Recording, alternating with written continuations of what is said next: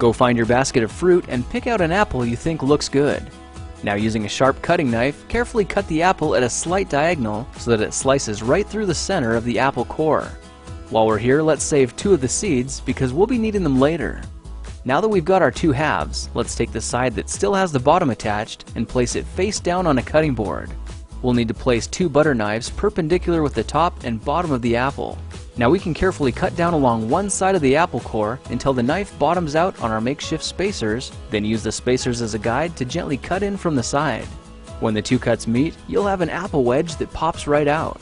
And while we're here, let's cut a piece from the other side the same way. Now our goal with these is to cut out 3 more L-shaped wedges about 1/4 inch thick. And this time, rather than cutting in sideways toward your fingers, try turning the piece over so you can cut downward and meet the first cut at the bottom. Now with a little wiggle, a new apple wedge should break free. If you repeat the process 2 more times, then stagger the pieces back together, the effect is a beautifully layered wing. Now just cut the other piece the same way and your swan's body should look like this. To make a place for the head, all we need to do is carefully cut into the front of the body and gently lift the pieces out to reveal a clean and fairly deep groove. At this point, we can go ahead and grab the other half of the apple and place it between the butter knives like before, but this time we're just going to use them as spacers to cut an even slice off the bottom. You can see that repeating this process 3 or 4 times gives us a nice variety of shapes and sizes. Now look for a piece that resembles a heart that's been slightly flattened on top.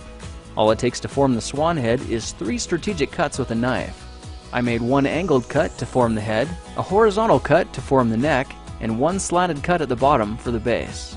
Now you should be able to see how this is coming together, and to clean it up a bit, just use your knife to round off the sharp edges.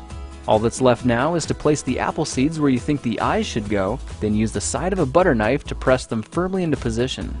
When both eyes look good, simply drop the neck into place, and you're done.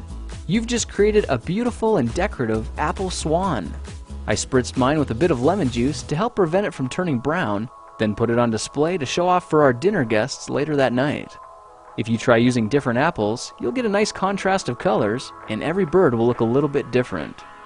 Well, now you know how to take any ordinary apple and turn it into a decorative and edible apple swan. If you like this project, perhaps you'll like some of my others. Check them out at thekingofrandom.com.